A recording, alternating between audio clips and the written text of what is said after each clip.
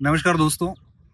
व्याख्याता भर्ती परीक्षा 2025 में शामिल होने वाले सभी मेरे प्यारे अभ्यर्थियों को बहुत सारी शुभकामनाएं। मैंने आपसे वादा किया था कि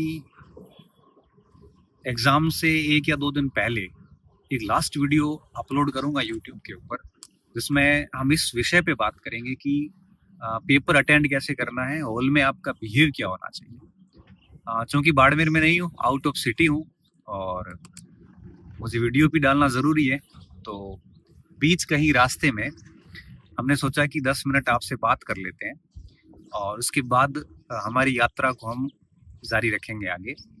सबसे पहली बात, अब परीक्षा को लेके बहुत अधिक समय नहीं है आपके पास, 3-4 दिन का समय है। कोशिश करिए इस समय में आप एक बार जो आपने अंडरलाइंस की है, आपके कंटेंट में आपने जो हेडलाइंस की है या आपने हाशिए पे कुछ लिखा है, तो उन चीज़ों को वापस एक बार रिपीट कर लेना।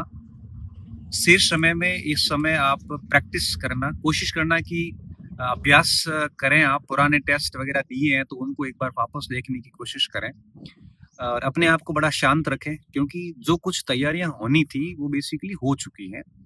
अब बहुत अधिक सोच कर अपना दिमाग खराब ना करें, बहुत अधिक मार्केट की बातें सुन के अपने आप को अंतिम समय में एक प्रकार से समय खराब ना करें और आरपीएससी की पूरी अच्छे से गाइडलाइंस पढ़ लें। जो आरपीएससी ने एग्जाम से अंदर चीजें मांगी है, चाहे आई कार्ड हो, चाहे प्रवेश पत्र हो, सेंटर वगैरह, सारी चीजें अच्छे से देख लें और अच्छे से तस्दीक होने के बाद में आप एक दिन पहले, अगर आपका होम डिस्ट्रिक्ट अलॉटमेंट नहीं हुआ है तो एक दिन पहले आप अपने सेंटर पे चले जाएं और जरूरी आवश्यक सामग्री ले जाएं। किताबों का थोक करके आपको नहीं ले जाना है। वो पॉइंट्स, वो कुछ मटेरियल साथ में रखें जो आपको लगता है कि वो कंफ्यूजिंग है, उसको आप वापस पढ़ें 1-2 बार और ये सारी चीज़ें लेके आप एग्ज़ाम सेंटर पे जाएं। और सबसे बड़ी बात, आप अगर आपका फर्स्ट पेपर 23 तारीख को है, सेकंड पेपर 24 या 25 को है, तो कोशिश करें कि पहला पेपर आपने दे दिया, उसके बाद में उसका विश्लेषण नहीं करें, आप सेकंड पेपर के ऊपर काम करना शुरू करें। क्योंकि अगर पहले पेपर का आप विश्लेषण करने लग गए तो एक तो आपका वो 5-6 घंटे खराब होंगे। दूसरा, अगर कुछ प्रश्न गलत हो गए आपके, जो नहीं होने चाहिए थे, ऐसे प्रश्नों को पढ़ने के बाद आपका मूड बड़ा खराब हो जाएगा और आपका मूड खराब होगा तो पेपर खराब होगा। इससे बेहतर है कि पहला पेपर देने के बाद उसको कहीं दबा दें और उसके बाद में सेकंड पेपर देने के बाद में दोनों पेपर का विश्लेषण करें। इस बात का विशेष तौर पे ध्यान रखें। एग्जाम सेंटर के अंदर किसी भी प्रकार की मित्रताएं नहीं करें, दोस्तों से वगैरह से नहीं बनाने की कोशिश नहीं करें, क्योंकि वो सारा डिस्टर्बेंस होता है। वहाँ पे किसी फैकल्टी से वगैरह से कोई लड़ाई झगड़े ना करें, इससे भी आपका मानसिक अशांति होती है।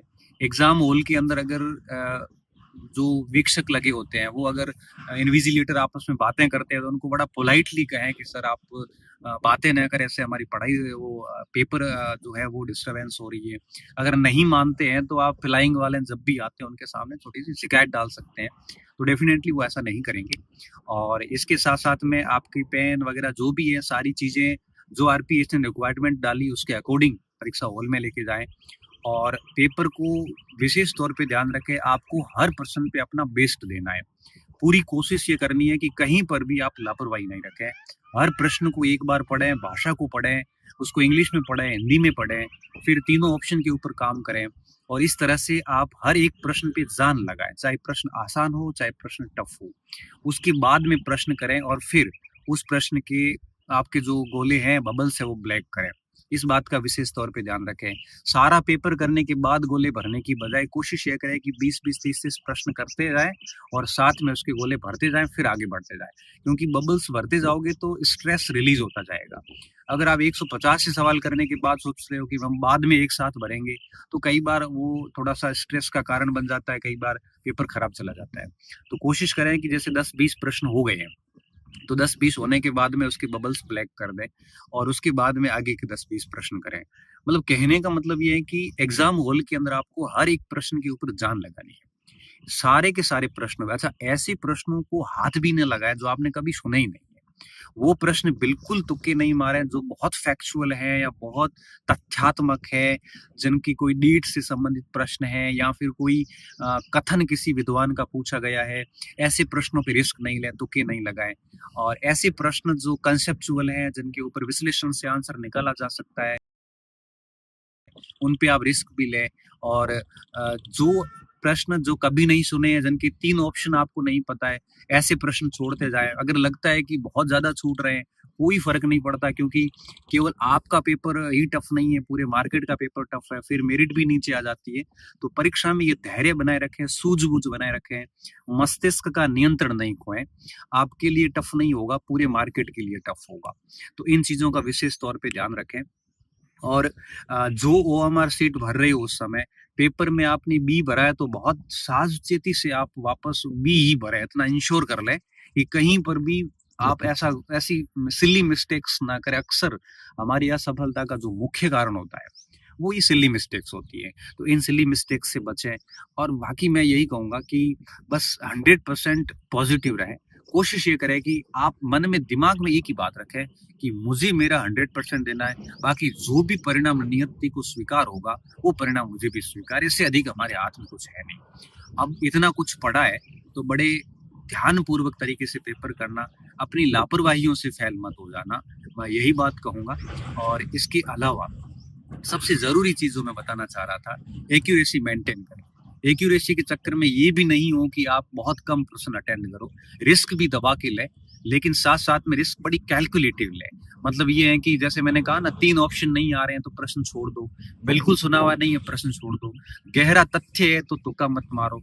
आपको विश्लेषणात्मक प्रश्न है, वहाँ पे आप तुक्का एक प्रकार से विश्लेषणात्मक प्रश्न पे रिस्क ले सकते हैं। इन चीज़ों का स्पेशली ध्यान रखें। गोले है वो 20-20, 10-10, 15-15 प्रश्नों के साथ-साथ में भरते हुए आगे बढ़ें, ताकि प्रश्न लास्ट में बबल्स भरने का एक प्रकार से लोड आपके ऊपर नहीं रहेगा। एग्ज़ाम सेंटर पे टाइम से पहले पहुँच जाएँ। और साथ में सारे इंस्ट्रक्शंस आरपीएससी ने जो दिए हैं, वो सारे अच्छे से इंश्योर से पढ़ लें। और अभी जो समय बचा है परीक्षा को लेके, उनके एक बार मोटे-मोटे जो हेडलाइंस वगैरह वो पढ़ लें, वो कुछ छोटा-मोटा रिवीजन भी कर लें आप। और इस बात का विशेष ध्यान रखें कि पहला पेपर हो जाने के बाद में उसका विश्लेषण मत करना। कोई यूट्यूब चैनल नहीं देखना है, कोई समाधान नहीं देखने हैं, कोई सॉल्यूशन नहीं देखने हैं। बस आप सेकंड पेपर पे उसी समय लग जाना। और दोनों पेपर हो जाने के बाद में आप अपना विश्लेषण है वो कर लेना। कुंजी भी आ जाएगी, आरपीएससी से भी आ जाएगी, हम जैसे लोग भी निकाल देंगे, तो आप उस पे करना। और अंत में मैं बता दूं कि इतिहास का पेपर हमारा 27 तारीख को है, और 28 या 29 को हम विद प्रूफ विश्लेषण सहित आपके सामने यूट्यूब पे हाजिर होंगे। और इसके साथ में हम है वो कोशिश करेंगे कि आपको जो है वो लास्ट आपके जॉइन इन तक की यात्रा में हम आपके साथी बने रहें। आपको ढेर सारी शुभकामनाएं। और मैं दिल से चाहता हूँ, ईश्वर से प्रार्थना करता हूँ कि आप पॉजिटिव रहेंगे, आपका सिलेक्शन होगा, और आप अपनी जो ड्रीम्स हैं, आपके जो सपने हैं, उनको आप पूरा करने में सक्षम होंगे। इन्हीं उम्मीदों के साथ में इस प्राकृतिक वागड़ धरा से आप सभी को मैं पुनः शुभकामनाएं प्रेषित करता हूँ। शुक्रिया।